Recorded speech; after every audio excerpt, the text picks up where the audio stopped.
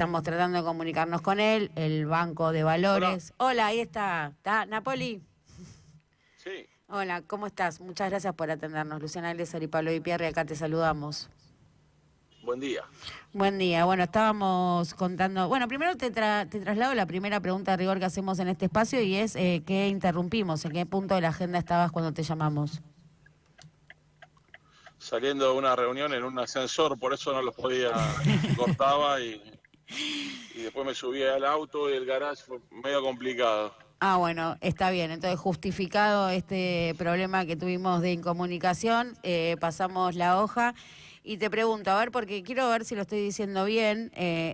Primero explicar, ¿no? Para que todos entendamos con quién estamos hablando. El Banco de Valores, el Valo, es un banco de bancos, ¿no? Es un banco mayorista, se puede decir, que de hecho es uno de los que canaliza, ¿no? Las emisiones de deuda que están tomando empresas en el mercado local.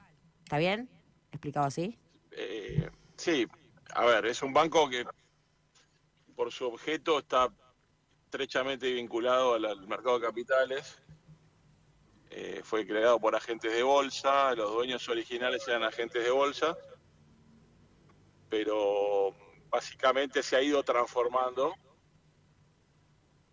pero tiene activa participación en lo que vos decís, más allá de ser fiduciario y depositario de fondos comunes de inversión. Es un actor muy importante en este proceso de endeudamiento que están llevando empresas locales. Te quiero preguntar qué ves o qué observás justamente del Bueno, episodio con el Banco te quiero hacer Superville. una, Sí, te quiero hacer una observación que hasta nosotros mismos por primera vez en la historia emitimos una ON de 30 millones hace unos meses, aprovechando lo que un poquito llegué a escuchar que comentabas. sí, que están participando y justamente y les fue muy bien, ¿no? Con esa emisión, ¿a qué tasa colocaste 30 palos?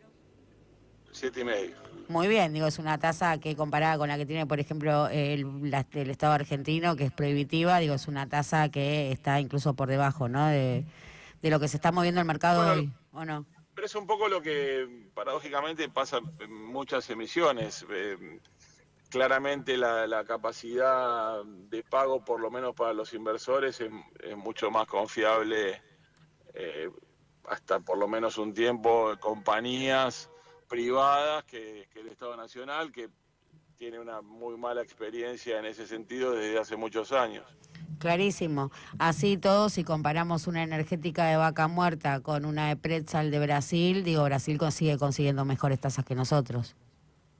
Porque es cierto lo que decís, pero puede que esté vinculado también al riesgo país de cada, digamos, comparado con cada soberano, pero nuestra situación es bastante particular porque venís con bonos estructurados de un canje que, en mi opinión, no es atractivo porque tuviste cupones muy chicos.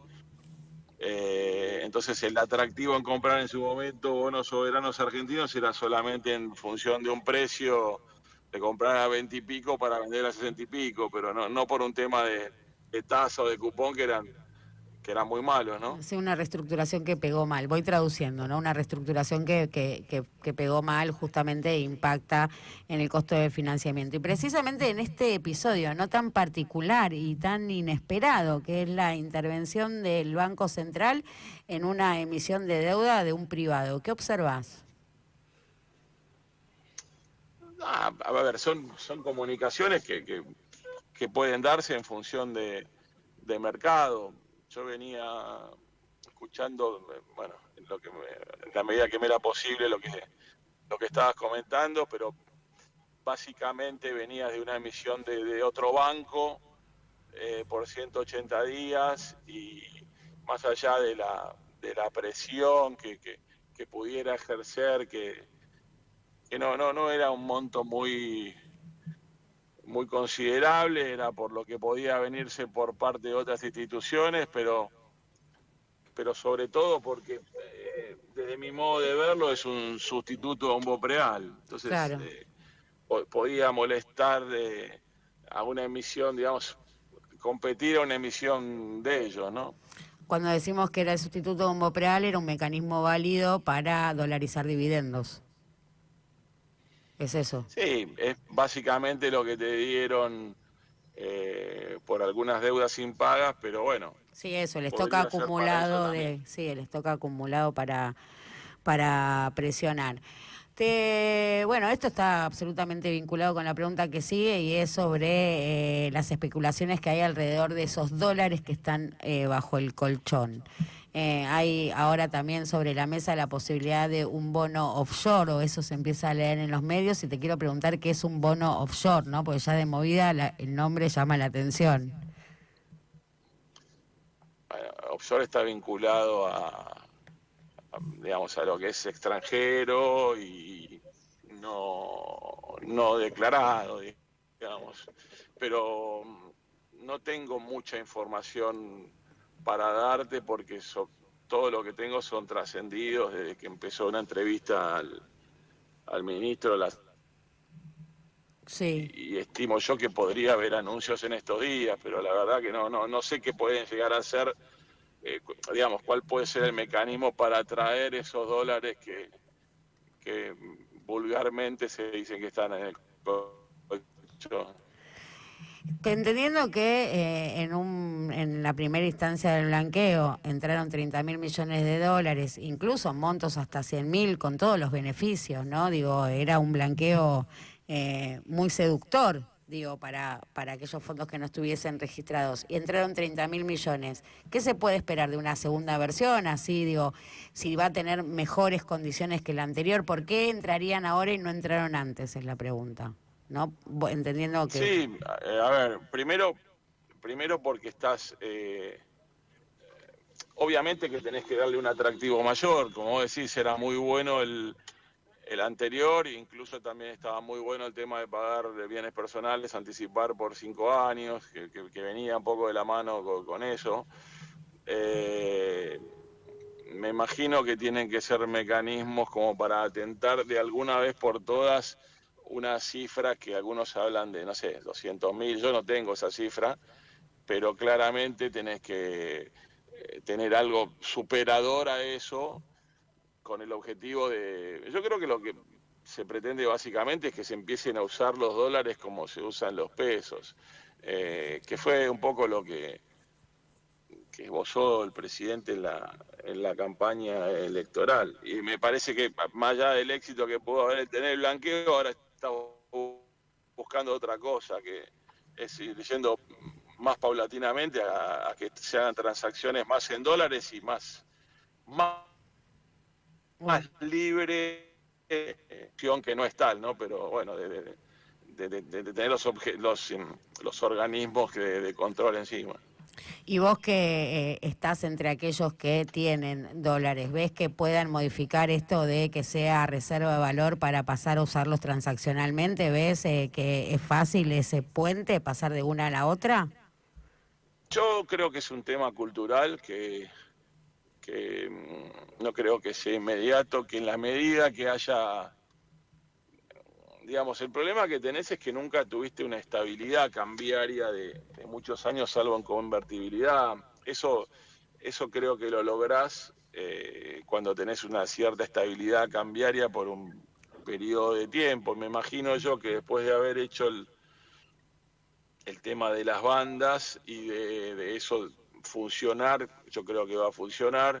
Un paso siguiente sería que se empiecen a usar más dólares de los que no se están usando por algún tipo de temor justificado sobre todo por la historia del país, ¿no? O sea, este sistema, esta política cambiaria es endeble, digo, le ve sus fragilidades, no es estable.